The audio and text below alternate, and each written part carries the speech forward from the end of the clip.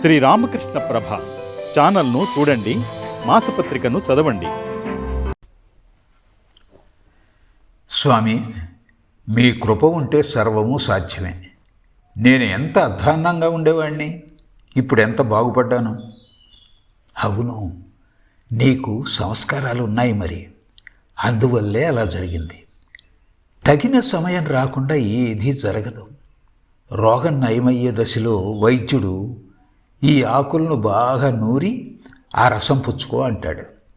వైద్యుడు చెప్పినట్లు ఔషధం సేవించిన పిదప రోగం నయమైపోతుంది.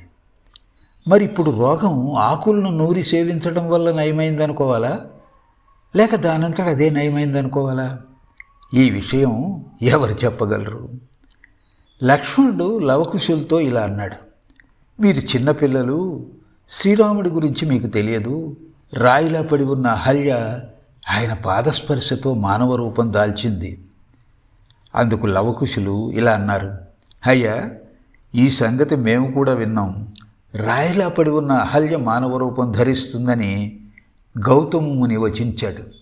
ఆయన అహల్యతో త్రేతాయుగంలో శ్రీరాముడు ఈ ఆశ్రమం గుండా వెళతాడు, అప్పుడు ఆయన పాదస్పర్శతో నువ్వు మళ్ళీ మానవ రూపం దాలుస్తావు అన్నాడు. మరిప్పుడు ఆమె మానవ రూపం ధరించటం శ్రీరాముడి గొప్పతనం కారణంగానా, లేక గౌతమ ముని వాక్శుద్ధి వలన? ఏమనుకోవాలి? సర్వము భగవంతుడి ఇచ్ఛతోనే జరుగుతోంది. ఇక్కడ నీకు చైతన్యం జాగృతమైందంటే అందుకు నేను కేవలం నిమిత్త మాత్రుణ్ణని తెలుసుకో. చందమామ అందరికీ మామే. అయ్యా, భగవంతుడి ఇచ్ఛతోనే కదా, నేను చెప్తోంది కూడా అదే. సరళ స్వభావం, నిష్కపట స్వభావం ఉంటే సత్వరంగానే భగవంతుణ్ణి పొందవచ్చు.